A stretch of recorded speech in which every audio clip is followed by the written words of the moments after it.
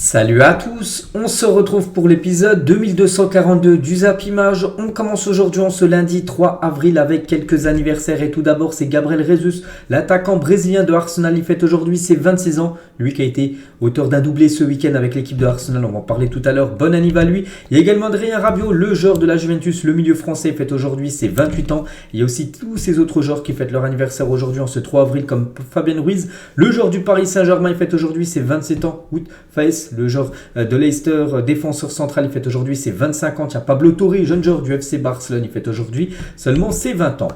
On va parler maintenant de tout ce qui s'est passé lors du week-end là, du côté de la Ligue 1, du côté du championnat français. On commence avec cette énorme affiche hier du côté du Parc des Princes. Le PSG contre l'équipe de Lyon. Et le PSG de nouveau battu à domicile. N'oubliez pas que le PSG avait déjà perdu à domicile. C'était il y a quelques semaines contre l'équipe de Rennes. C'était avant la trêve internationale. Là, ça a été la même chose. Une défaite 1-0 contre l'OL. Donc Barcola, l'unique buteur de cette rencontre. À noter que Lacazette a eu un penalty à tirer. Il a tiré sur le poteau. Donc voilà, défaite du Paris Saint-Germain. Donc actuellement, voilà, le PSG, il n'y a rien qui va. Donc les stats de la partie. Donc le PSG, plus de possession, plus de tirs cadrés. Mais c'est bien l'équipe de Lyon qui a été plus efficace et qui prend 3 points très importants, cette équipe de l'OL, et qui prépare très bien sa demi-finale de Coupe de France là, qui vont jouer dans quelques jours. Et la une aujourd'hui du journal L'équipe, un Paris ne répond plus. Donc après le revers contre Rennes 2-0, des Parisiens fantomatiques ont concédé hier soir face à Lyon une seconde défaite d'affilée au Parc des Princes. La course au titre est totalement relancée, parce qu'on parlera après des équipes qui suivent, le Paris Saint-Germain de l'équipe de Lens qui a pris 3 points très importants. Donc voilà, la Ligue 1, les gars, il reste 9 journées, tout reste jouable. Le PSG, vraiment pas sûr qui remporte ce championnat de Ligue 1, même s'ils ont toujours quand même quelques points d'avance sur leurs dauphins. Mais le PSG, ce qui est très inquiétant, c'est que sur cette nouvelle année 2023, c'est une catastrophe. C'est 8 défaites pour le PSG en 2023. On est seulement début avril. 4 mois et déjà 8 défaites, donc c'est quand même 4 de plus que l'année dernière, en seulement 4 mois. Donc l'année dernière, de janvier à décembre 2022, ils avaient perdu seulement 4 fois. Et là, ils ont déjà perdu 8 fois alors qu'on est seulement au mois d'avril. Donc il reste encore beaucoup de matchs pour le PSG pour cette année. Bien sûr, 2023, là, la fin de saison et la saison prochaine. Donc on pense que le PSG va encore perdre. Et du coup, voilà, ils sont en train de faire une saison catastrophique, cette équipe du PSG. Donc 8 défaites en 18 rencontres en 2023. Le PSG fait tout simplement son pire début d'année depuis 2001, voilà, depuis plus de 20 ans, 22 ans même. Donc voilà, c'est une catastrophe actuellement ce qui se passe du côté du PSG. En plus, le PSG éliminé de la Coupe de France, éliminé de la Ligue des Champions, sans avoir rivalisé face à cette équipe du Bayern qui était largement au-dessus de cette équipe parisienne, certainement la pire année du PSG depuis l'ère QSI. Et ce tweet a très mal vieilli, regardez ce tweet d'ActuFoot, les gars, le 21 août 2022, c'était en tout début de saison, le PSG était très impressionnant. Donc finir la saison vaincu en championnat, tel est le challenge lancé par Christophe Galtier, Luis Campos au vestiaire parisien. Donc c'était dit ça peut-être dans le vestiaire parisien, de faire une saison sans perdre le moindre match. Bon, là, il y a eu beaucoup de défaites, vous savez, depuis. On peut dire que ce tweet a très mal vieilli, mais surtout le PSG, les gars, ça flambe totalement. C'est depuis quand même la reprise après, on va dire, la Coupe du Monde. Quelques mots au PSG. Christophe Galtier en août, on peut voir tout souriance quand il est arrivé sur le banc du PSG. Puis regardez Christophe Galtier hier en conférence de presse, la photo du bas, mine des mauvais jours, on peut dire, Christophe Galtier. Donc là, avec encore cette défaite, donc je pense pas que de toute façon il va se faire virer là en plein milieu de saison. Je pense que le PSG changera, c'est quasiment sûr, d'entraîneur. Ça sera à la fin de la saison, lors du prochain mercato estival. Et Galtier, il a dit, il y a de la déception et de la colère, il nous manque de la personnalité et un sursaut d'orgueil. Pour aller chercher ce titre, il faudra un autre état d'esprit, parce que surtout le PSG, c'est très inquiétant, surtout par rapport à ce que propose cette équipe. On voit quand même l'effectif de l'équipe et ce que propose le PSG sur chaque week-end en Ligue 1, voilà, ça fait peur. Et Galtier, le deuxième entraîneur du PSG sous QSI avec le plus gros ratio de défaites, toutes compétitions confondues. Il y a seulement Antoine Comboiré qui avait eu plus de défaites sous l'ère QSI, 21,43. Comboiré, ça a été le premier entraîneur sous l'ère QSI, après il avait été licencié. Et Galtier, en gros, c'est le deuxième pire ratio, plus de 19% de défaites quand même pour Christophe Galtier. Donc un match sur 5 en gros, en moyenne, c'est une défaite pour Galtier du côté de Paris. Donc voilà, c'est quand même beaucoup, surtout pour une équipe comme le PSG. Danilo Pereira, il a dit, on ne respecte pas l'organisation, on ne se donne pas à fond. Et si on ne donne pas tout à la maison, ça va être très difficile de gagner. On doit changer beaucoup de choses, mais ça, ce n'est pas moi de le dire, hein, certainement au coach, hein, voilà, de dire tout ce qu'il faut changer. C'est vrai qu'actuellement, on sait pas trop ce qu'il faut changer. S'il faut bien sûr tout changer, mais on ne sait pas quel point voilà, changer voilà, du côté de Paris. Henri, les gars, Thierry Henry, hein, en consultant sur Prime Video, il a dit, hein, sur le PSG en général, j'ai toujours un truc à dire. Là, c'est pas facile, hein, je suis un peu dépassé par les événements. Voilà, il y a quelque chose qui ne fonctionne pas. Qu'est-ce qui ne va pas du côté de cette équipe parisienne pour enchaîner les contre-performances comme ça et les défaites, hein. C'est vrai que le titre, hein, on peut dire qu'il est en danger comme pour cette équipe du PSG, hein. Et le PSG, les gars, qui n'a plus que 6 points d'avance sur Lens et l'OM, les deux qui poursuivent le Paris Saint-Germain, va affronter dans les 2 semaines qui arrivent comme un déplacement tout d'abord très compliqué du côté de Nice et ensuite la réception de Lens, hein. Lens, le dauphin actuellement du PSG. Donc voilà, c'est quand même 2 gros encore morceaux, hein, pour le PSG là, alors les 2 prochaines rencontres. Toujours sur cette rencontre hier, hein, contrairement à Mbappé, donc Messi et Galtier ont été sifflés par le Parc des Princes. C'était avant le coup d'envoi, c'était à l'annonce des compos. Donc voilà, Christophe Galtier, donc j'ai vu, hein, la vidéo, les gars, directement sifflé. Et la même chose, les gars, pour Messi, pareil, hein, il a été sifflé par les supporters parisiens. Léo Messi, parce que vous savez que normalement il devrait quitter, hein, cette équipe du PSG pour aller, enfin certainement retourner au Barça. Et Messi hier, ça a été un match fantomatique, hein. Lionel Messi effacé, une note de 3. Tiens, Bradley Barcola, le buteur côté lyonnais qu'on parlera tout à l'heure, il a obtenu une note de 8 sur 10, un très bon match de sa part. Christophe Galtier, par rapport aux sifflets sur Messi, hein, je trouve que les sifflets envers Léo Messi sont très durs parce que Léo est un joueur qui donne beaucoup. Voilà, malheureusement, c'est quand même compliqué. Bon, il a fait quand même des bons matchs, hein, bien sûr, du côté du PSG. Il n'y a pas tout à jeter, hein, bien sûr, pour Messi. Mais voilà, globalement, hein, depuis 2 saisons, bien sûr, hein, l'impression qu'il nous donne, hein, voilà, c'est que c'est quand même un gâchis du côté du Paris Saint-Germain, Léo Messi. On va parler aussi de ce joueur, les gars, Achraf Hakimi. Hein, donc, c'est vrai qu'Hakimi aussi, c'est pas du tout une grande saison qu'il est en train de faire. Hein. Hakimi a été noté 2 sur 10 par le journal Le Parisien après PSG-OL. Donc sur le but de Barcola, il est en retard, voilà, sur Barcola tout simplement. Puis voilà. Puis même dans le jeu, il n'a pas été bon. Donc 2 sur 10, hein, ce qui équivaut à un très mauvais match, hein, de la part d'Achraf Hakimi. Le PSG aurait certainement dû avoir ça c'est quand même incroyable, hein, quand j'ai vu ça, les gars. Donc la main de Lovren dans la surface. Donc le PSG aurait dû bénéficier d'un penalty. Qu'est-ce qui s'est passé encore? Donc on peut voir la main décollée, on peut voir quand même que la main n'est pas collée au corps, hein. Lovren, bien sûr, sa main est levée, et les gars, il y a penalty 100 fois, et l'arbitre de la rencontre n'a pas, enfin le Texier a rien dit, incroyable, hein. Donc Thierry Henry l'a dit, il y a penalty 10 fois, on avance de le foot, c'est super. C'est qui dans le centre VAR? Sérieux, comment tu ne peux pas siffler penalty sur ça, les gars? Donc c'est en plein, c'est dans la petite surface de réparation, on peut voir, et on peut voir bien sûr que Lovren, son bras est décollé du corps. Donc là c'est penalty 100 fois. Là si tu siffles pas penalty là, il n'y aura plus de penalty à cause de main dans les surfaces. Donc voilà, bon, c'est un penalty oublié par l'équipe du PSG. Et par exemple, il y aurait penalty marqué, ça aurait fait un partout au lieu d'une défaite 1-0. Une date, un verre d'eau, le cauchemar de la FFF, banderole déployée par le Virage Auteuil. Donc les supporters parisiens, malgré les prestations médiocres quand même de l'équipe du PSG, donc les supporters sont toujours à fond, bien sûr, l'équipe du PSG. Donc voilà, il faut quand même avoir du courage actuellement, hein, pour soutenir le PSG, parce que voilà, quand on voit ce que proposent les joueurs, hein, c'est quand même très très inquiétant.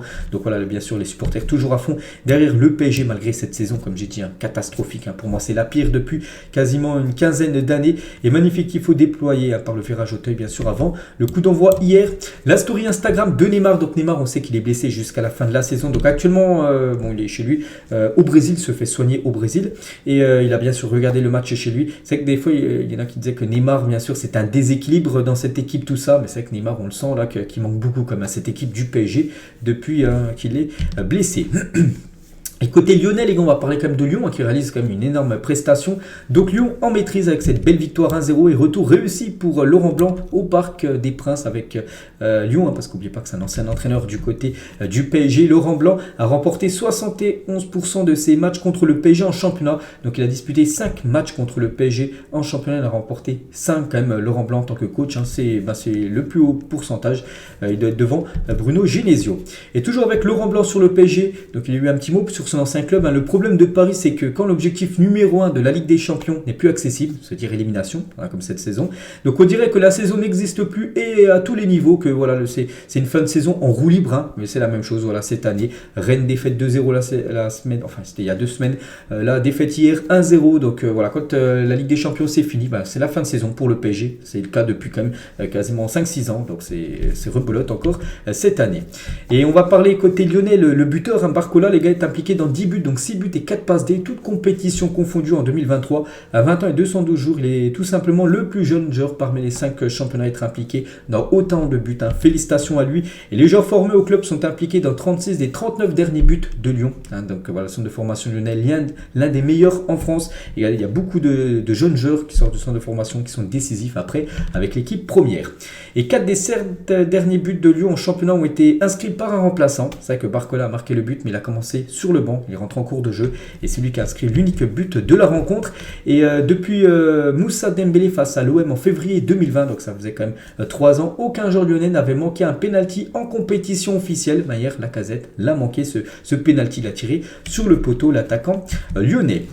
Et pour finir les gars sur ce match, une petite info aussi sur le gros match de Diomandé, défenseur bien sûr du côté de Lyon. Regardez tous les ballons touchés, qu'il a été très présent sur son couloir droit de la défense. Donc voilà ce qu'il y a à dire bien sûr sur ce match PSG-Lyon.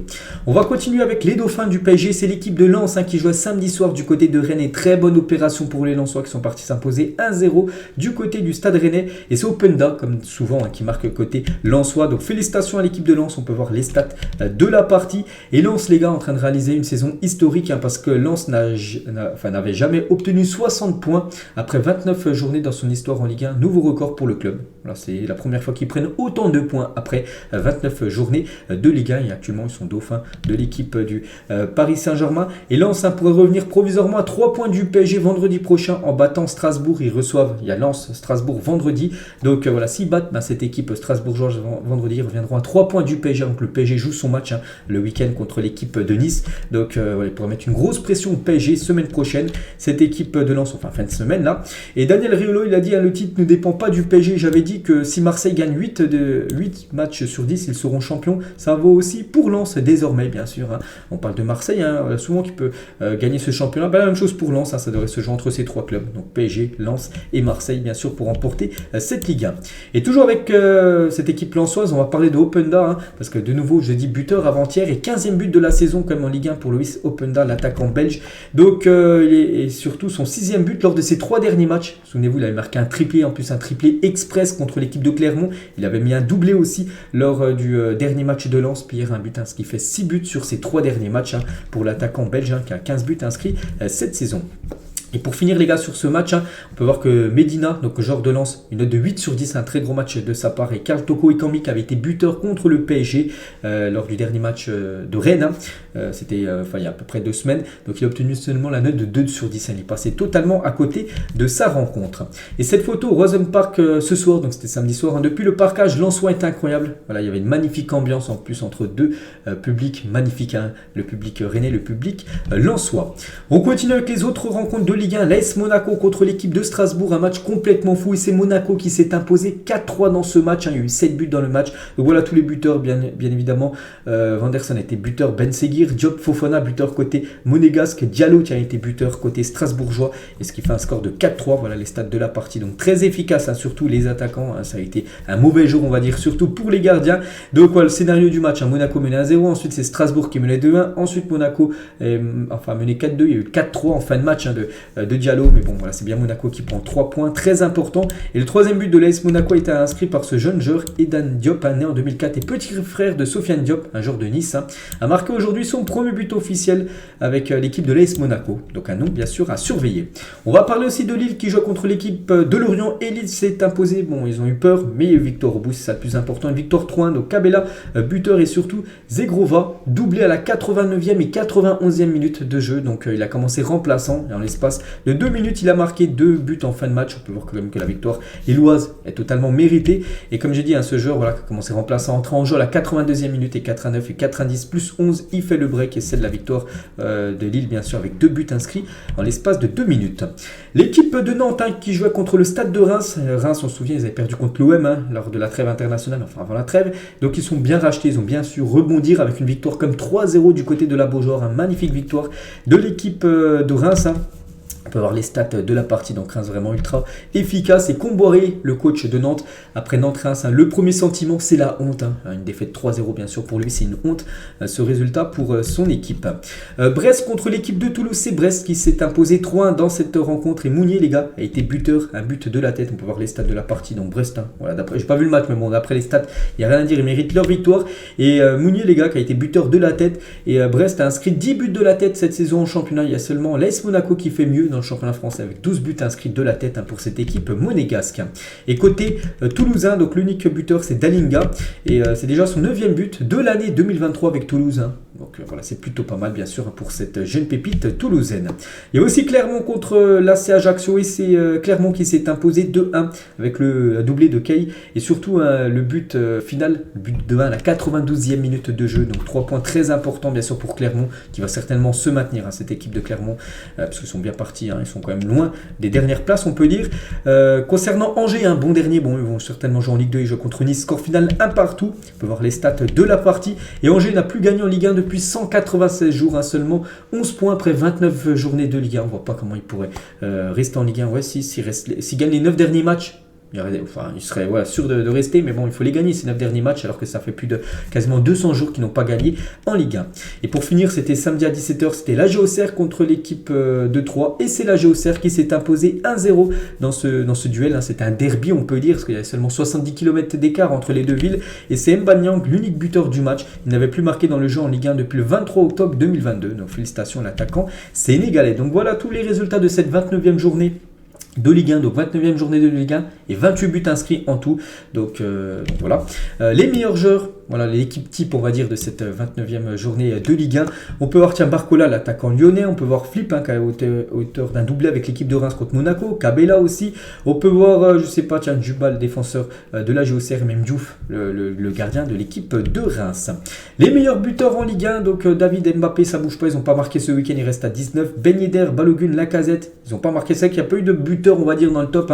Peut-être le premier ça va être Openda, les gars, Openda et Diallo, les deux sont à 15 buts. Donc voilà, Mofi aussi a été buteur avec Nice, c'est lui qui a marqué contre l'équipe de Angers. Et du coup le classement après cette journée, donc le PSG 66 points et Lens et Marseille 60 points. Donc voilà, il reste 9 journées de Ligue 1. Donc il reste encore, ça fait combien, 27 points distribués. Donc tout peut arriver bien sûr à Monaco qui est 4ème, s'ils gagnent leurs 9 derniers matchs, bien sûr ils seront certainement soit premier ou soit deuxième, tout dépend ce que fera le PSG. Donc voilà, tout reste jouable bien sûr. Et concernant la zone rouge, on peut dire, donc Angers, 11 points, ça va être compliqué parce que l'avant-dernier, c'est Ajaccio et Troyes, ils ont 21 points. Après, Auxerre, 26 points. Puis après, voilà, 26, 27, 30, 35. Voilà, après, c'est bien sûr, il y a quelques écarts. Donc, on verra bien sûr au fil des semaines ce que ça va donner. On prend cette fois-ci la direction. L'Angleterre, on commence avec le leader Arsenal qui joue contre Leeds United. Et Arsenal s'est imposé, sans souci, une victoire 4-1. White, Chaka buteur et aussi Gabriel Jesus, jeudi fête son anniversaire aujourd'hui, auteur d'un doublé ce week-end avec l'équipe des Gunners et ça fait plaisir pour lui parce que surtout donc buteur sur penalty pour sa première titularisation depuis le 11 novembre dernier. N'oubliez pas les gars qu'il avait été blessé, il s'était blessé lors de la dernière Coupe du Monde avec le Brésil et du coup voilà, il est revenu de blessure et il a marqué pour son retour, même un doublé pour lui, ça fait plaisir. Donc Jesus 65 buts et le deuxième meilleur buteur brésilien de l'histoire de la Première Ligue derrière Roberto Firmino, l'attaquant de Liverpool, lui qui a 79 buts inscrit du côté de l'APL. On va parler du dauphin de Arsenal, c'est Manchester City qui joue contre Liverpool, énorme choc, voilà, ces deux équipes sont quand même globalement sur les 5 dernières saisons les deux meilleures équipes en Angleterre et c'est City qui s'est imposé une grosse victoire en plus 4-1 contre Liverpool. Pourtant Liverpool menait 1-0 mais après se sont effondrés. Voilà, City a été tout simplement trop fort pour cette équipe de Liverpool et la saison dernière Manchester City a terminé champion de Première Ligue avec un seul point d'avance sur Liverpool, c'était le premier contre le deuxième la saison dernière. Donc là il y avait un point d'écart la saison dernière à la fin du championnat, donc là il y a quand même 22 points d'écart entre City deuxième et Liverpool qui doit être je ne sais pas 6 ou 7e de ce championnat anglais. Et bilan catastrophique pour Liverpool à l'extérieur cette saison en Première Ligue, seulement 3 victoires en 14 déplacements, c'est pas possible les gars, 12 points en 14 rencontres à l'extérieur, 3 victoires, 3 nuls et 8 défaites quand même pour Liverpool à l'extérieur cette saison. C'est tout simplement on peut dire tout simplement une catastrophe ce qu'est en train de faire cette équipe de Liverpool qui va certainement ne pas jouer la Ligue des Champions saison prochaine. On va parler de Salah qui a été le premier buteur du match. Et lui, bon, il a marqué malgré la défaite de son équipe. Donc 4 buts en 4 matchs pour Salah face à Manchester City cette saison.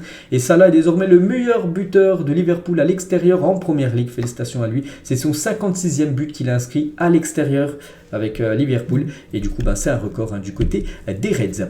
Et toujours avec Liverpool est invaincu lors de ses 45 derniers matchs de Première Ligue en marquant le premier, comme je dis, ils menaient 1-0 dans le match, ils ont perdu le match, et voilà, quand ils ont marqué les 45 fois en premier, à chaque fois ils ont au moins pas perdu, des fois il y a eu des matchs nuls mais ils n'ont pas perdu, donc là défaite, et du coup cette série magnifique pour Liverpool s'arrête.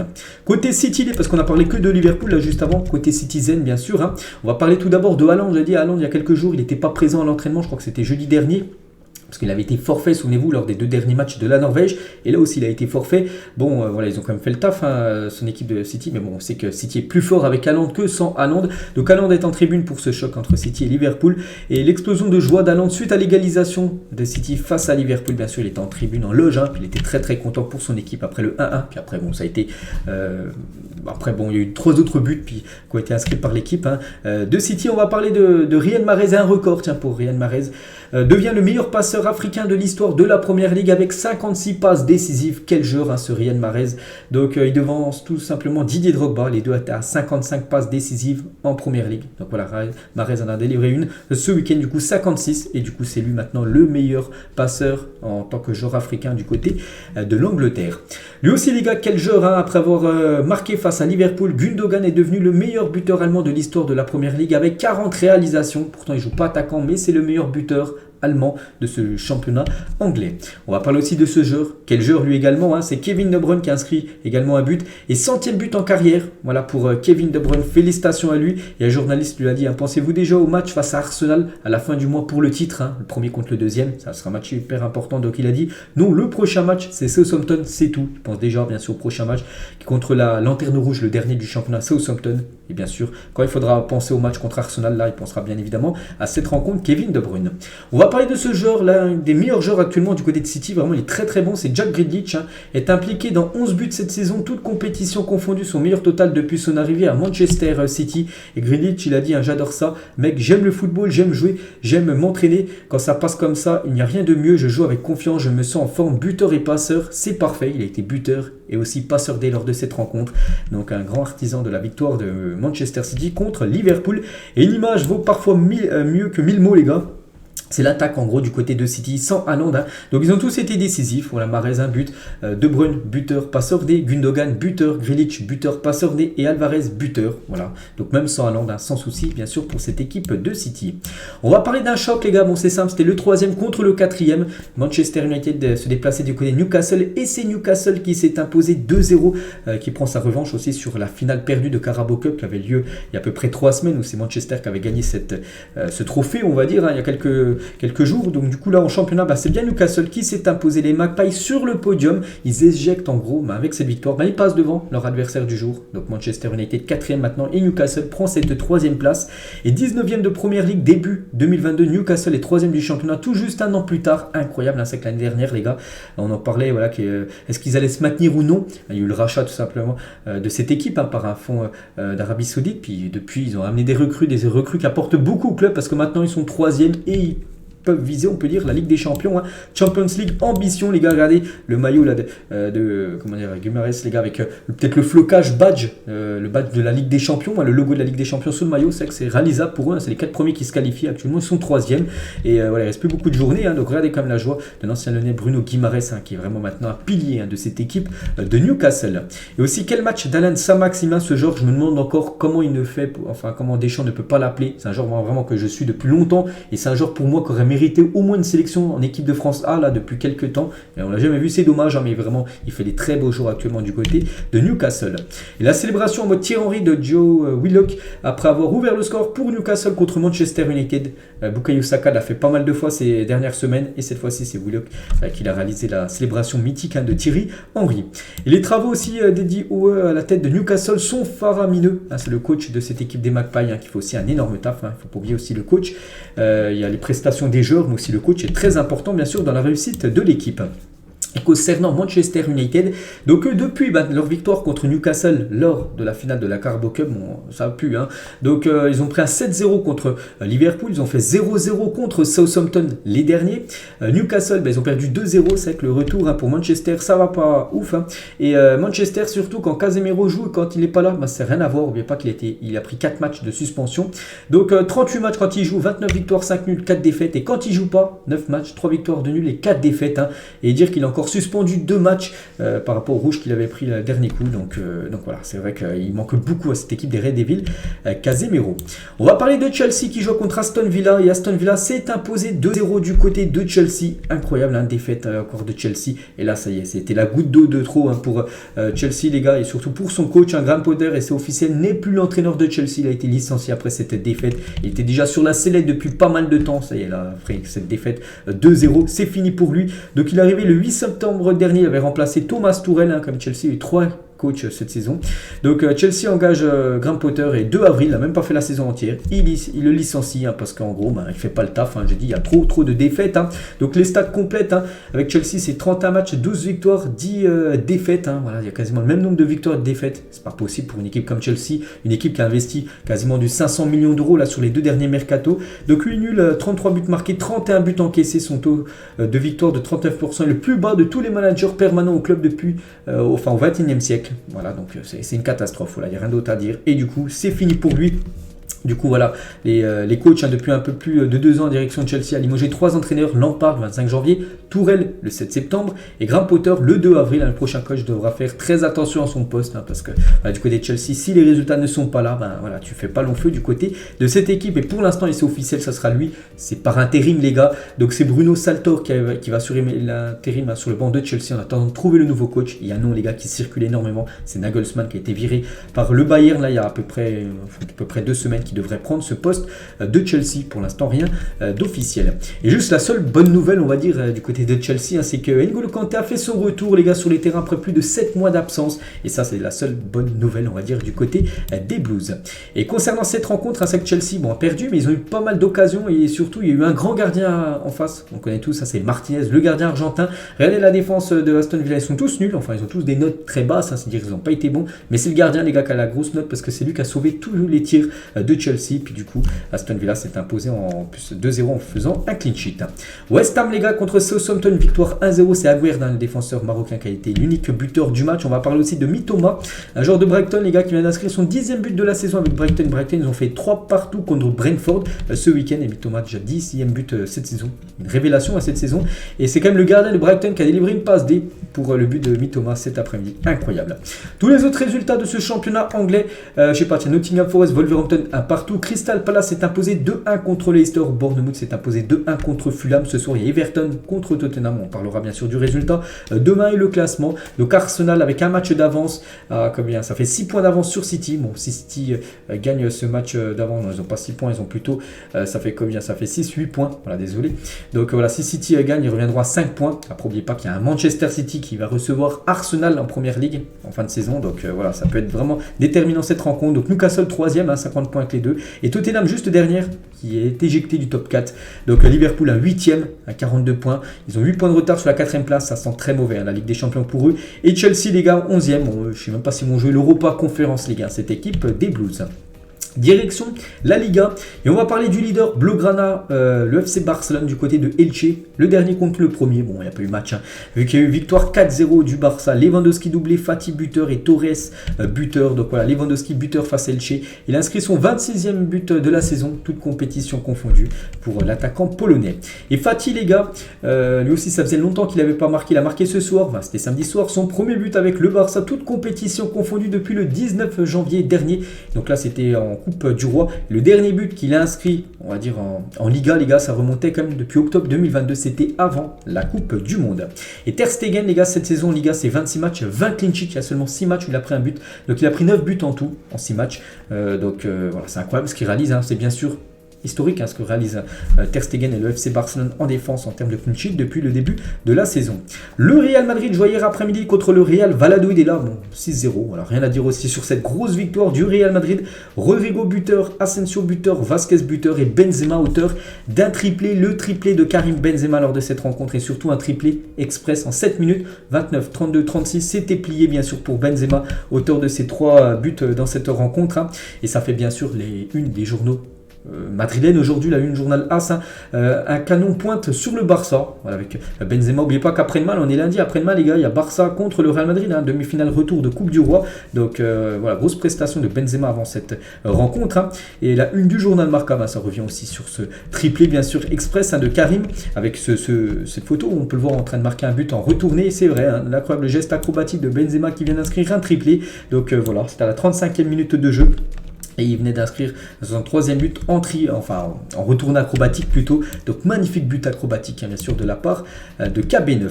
Et regardez la note qu'il a obtenue sur une application, une note de 9.7 bien sûr par rapport à l'immense match qu'il a pu faire contre Valladolid. On va parler d'un événement aussi, c'est Eden Hazard. Eden Hazard qu'on a complètement oublié. Il est entré en jeu lors de cette rencontre. Bon voilà, le score était complètement plié. Donc Ancelotti a voulu faire tourner avant le match contre l'équipe du Barça. Et son premier match de Liga depuis le 11 septembre 2022. On est comme au 3 avril, puis 11 septembre. Il n'avait pas joué en Liga. Donc ce qui est bien pour lui, moi je suis très content pour lui, c'est qu'il a été auteur d'une passe décisive pour Vasquez. Vasquez, dernier but à la 92e minute. Et c'est Eden Hazard qui lui a délivré la passe D. Et ça fait plaisir de revoir, on va dire, Hazard décisif lors d'une rencontre. Rodrigo également buteur avec le Real Madrid. C'est son 11e but et 8e passe décisive cette saison. Une grosse saison aussi pour l'attaquant Rodrigo. Et Pérez, les gars, le président du Real, et Ronaldo, R9, président de Valladolid. Maintenant il est président de cette équipe. Les deux présidents du Real et du Real Valladolid qui s'affrontent aujourd'hui étaient ensemble bien sûr en loge lors de cette rencontre. On va parler de l'Atlético Madrid contre le Betis Séville et c'est l'Atlético qui s'impose. Petite victoire, mais une victoire importante. Une victoire 1-0. Correa, l'unique buteur en fin de match à la 86e minute, il inscrit l'unique but de la rencontre. Et El-Nesri, les gars, avec Séville, ils ont gagné 2-0. Je crois que c'était du côté de Cadix. Et il a été buteur. C'est son 13e but de la saison pour l'attaquant marocain. Tous les autres résultats de cette journée de Liga, je sais pas, Villarreal s'est imposé 2-0 contre la Real Sociedad, où le Celta fait 2 partout contre l'équipe d'Almeria. Ce soir, il reste Valence contre Rayo Vallecano. On parlera bien sûr du résultat demain. Un petit coup d'œil, classement des meilleurs buteurs. Lewandowski plus 2, il passe à 17. Benzema plus 3. Il devient maintenant dauphin de Lewandowski. 14 buts maintenant pour Karim Benzema. C'est aussi le duel bien sûr pour voir qui obtiendra le trophée Pichichi du meilleur buteur de la Liga. Donc voilà, les deux premiers ont marqué bien sûr. 2 et 3 buts pour Karim. Et le classement, voilà, le Barça toujours un gros avantage sur le Real Madrid en termes de points. Donc voilà, actuellement ça fait toujours 15 points d'avance comme pour le Barça sur le Real Madrid à 11 journées de la fin de la Liga. L'Atlético et la Real Sociedad, les deux autres équipes qui complètent top 4 équipes qui seront qualifiées en Ligue des Champions saison prochaine. On quitte l'Espagne, direction l'Italie et on commence avec ce match.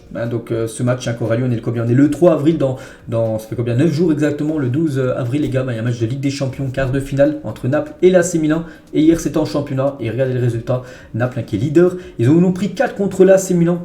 J'étais très très surpris les gars en voyant le résultat. Donc Léo doublé, Diaz buteur et Salmaker buteur également. Donc 4-0 quand même pour l'AC Milan et Naples qui a quand même pris une sacrée correction. Donc Naples vient de subir sa plus lourde défaite en Serie A à domicile depuis octobre 2001. On est comme en 2023. 5-1 face à Bologne. Quelle prestation de l'AC Milan ce soir. Et la dernière fois que Naples a encaissé 3 buts dans un match, c'était le 24 avril 2022. Ça faisait plus d'un an qu'ils n'avaient pas pris 3 buts dans une rencontre. Ils en ont même pris 4 hier, 4-0 à domicile. Une série de 41 matchs sans prendre plus de 3 buts dans la rencontre pour Naples. Cette magnifique série est arrêtée hier.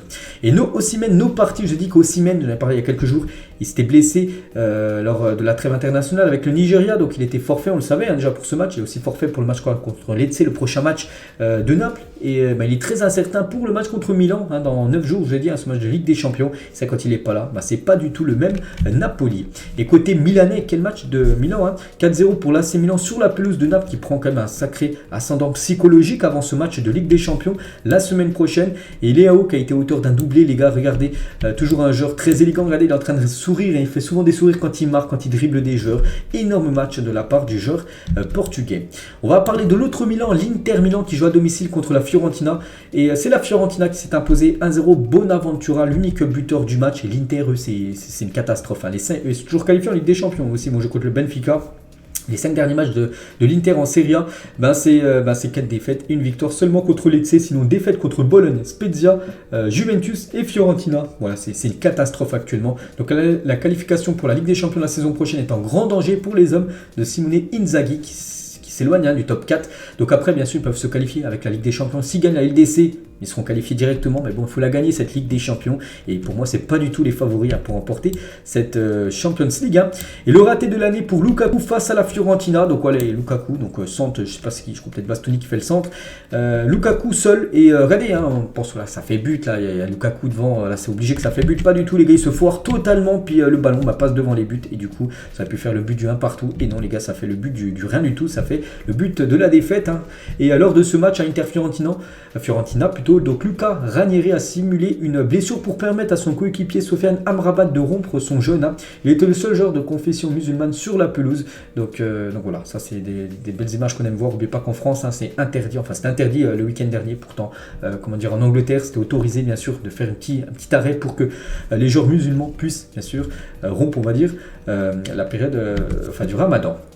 On continue avec les autres matchs. La Juve contre Hellas Vérone et c'est la Juve qui s'est imposée 1-0. Moiskin, l'unique buteur du match.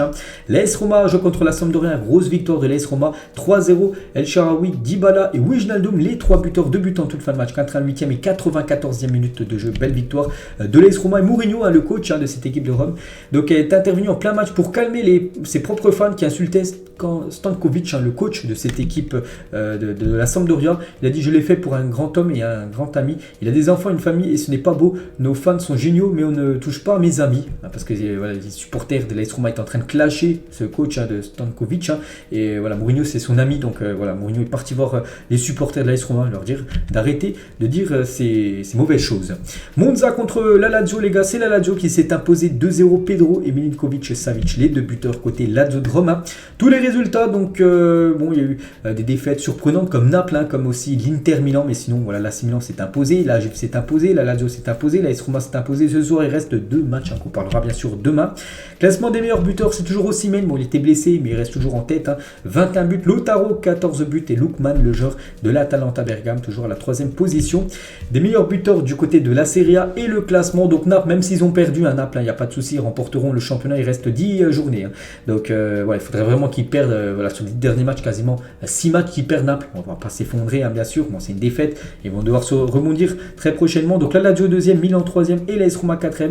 Donc l'Inter qui est 5e, mais bon voilà, on peut voir que ça revient fort sur eux. La Juve les gars, la Juve 44 points. N'oubliez pas que la Juve a pris moins 15 points, la Juve aurait c'est 15 points en plus, elle serait comme 2e avec 59 points, cette équipe de la Juventus Turin. Et on finit bien sûr ce tour d'Europe comme souvent, mais comme d'habitude même avec le championnat allemand. Et on commence avec ce gros match, c'était samedi à 18h30, le Bayern contre Dortmund. Avant le match plutôt, Dortmund avait 1 point d'avance sur le Bayern. Et pour ce match crucial, c'est le Bayern les gars, quand il faut gagner, le Bayern gagne quasiment tout le temps. Et le Bayern s'est imposé 4-2. Contre l'équipe du BVB. Donc le Bayern reprend son trône. Du coup maintenant le Bayern, après 26 matchs, 55 points, 53 pour l'équipe de Dortmund. Il y a 34 journées du côté de la Bundesliga. Il ne reste plus que 8 matchs. Donc voilà, Bayern, ils sont partis pour de nouveau gagner ce championnat. Et premier match bien sûr en tant que nouveau coach pour Thomas Tuchel, victoire. Le Bayern récupère la première place. Ça commence bien pour Thomas Tuchel au Bayern. Et puis il fait mal à son ancien club bien sûr, du Borussia Dortmund. Et les 8 derniers classes, donc c'est simple, le dernier tout en bas, 4-2. Il y a eu 2-2 lors du dernier, lors du match aller. Une victoire 3 du Bayern, victoire 3-2, 3 plutôt, 4-2, 3-2, 3-2. Donc voilà, en gros les 8 dernières rencontres entre le Bayern et Dortmund. Peu importe la compétition. Donc à chaque fois c'est le Bayern qui s'est imposé, à part le match nul lors du match aller en Bundesliga lors de l'année dernière. Donc voilà, c'est le Bayern a vraiment fait souvent très très mal à cette équipe de Dortmund. Et là les derniers Bayern Dortmund, mais cette fois-ci qu'à domicile pour le Bayern. Regardez, à chaque fois c'est minimum, c'est quasiment du 3-4 buts inscrits. C'est incroyable bien sûr cette équipe du Bayern contre le BVB. Il y a souvent beaucoup de buts inscrits entre ces deux équipes. Upamecano, le défenseur français, vient de marquer de près de 60 mètres grâce à l'incroyable erreur de Kobel, incroyable. Donc Upamecano qui fait un dégagement, voilà. dans sa surface. Et regardez Kobel, les gars, je sais pas, il se trouve totalement le gardien de l'équipe du BVB. Il y avait déjà un 0, donc là ça fait 2-0. Et du coup, ben voilà, je crois que c'est Leroy Sané. Bon, il touche pas le ballon, les gars, Leroy Sané. Donc le ballon est parti tranquillement, roulé au fond des filets. Upamecano, après son but face à Dortmund, il a dit: moi je mets souvent des buts bizarres, même si bon, on va dire un but c'est un but. Hein, donc il est content, même si pour lui, voilà, c'est quand même un but bizarre, hein, ce but qu'il a marqué contre Dortmund. Un doublé, une passe des fantômes. Hein, donc Thomas Müller cède sa place. Voilà, Thomas Müller, gros match de sa part. Et Thomas Müller avec son doublé, il revient à un but de Gerd Müller, hein, le deuxième meilleur buteur lors des classiqueurs. Donc classiqueur Bayern contre Dortmund. Donc voilà, 15 pour Gerd Müller, 14 pour Thomas Müller avec son doublé. Lewandowski toujours le record avec 32 buts. Hein. Donc lui, bien sûr, on prend en compte les buts inscrits avec le Bayern là aussi avec Dortmund, parce qu'à l'époque il avait inscrit aussi avec Dortmund contre le Bayern Munich. La réaction de Pavard sur la victoire face à Dortmund et le limogeage de Nagelsmann, je lui dois ses adjoints. Je lui dédicace en gros cette victoire. Voilà, Nagelsmann, l'entraîneur qui a été viré. On a déjà été très surpris que le coach se fasse limoger avec ses deux adjoints. On l'a vu, enfin on l'a su en sélection. Hein, je leur dédicace aussi cette victoire parce qu'on a fait du chemin ensemble, bien sûr. Hein. Donc voilà, il n'a pas oublié l'ancien coach Nagelsmann, Benjamin Pavard. Et Dortmund, les gars, n'a plus gagné contre le Bayern Munich depuis le 3 août 2019. On est quand même en avril 2023, donc quasiment 4 ans.